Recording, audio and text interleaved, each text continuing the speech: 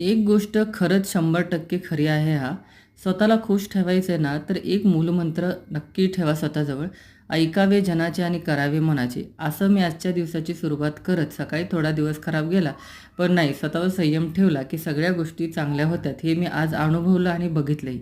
तर बघता-बघता माझा सगळा स्वयंपाकही झाला आणि मी जसं की तुम्ही बघितलं होतं, मसाले भाताचे पराठे मी आज केले होते. इतके भन्नाट झाले होते. टमाट्याच्या चटणीबरोबर मस्तपैकी खात आहेत. तुम्ही सगळेजण या आणि हे सगळं जेवण होत नाही तोपर्यंत माझं सगळं किचन आवरून झालं, भांडी झाले.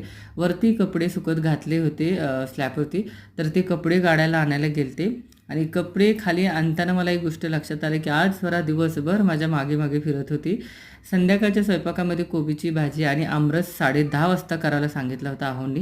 नंतर चहा झाला. आजचा हा सकाळचा चहा होता माझा आणि आज स्वयंपाकघर हे स्वच्छ करायला काढलेलं आहे. म्हणजे स्वयंपाक स्वच्छता अभियान.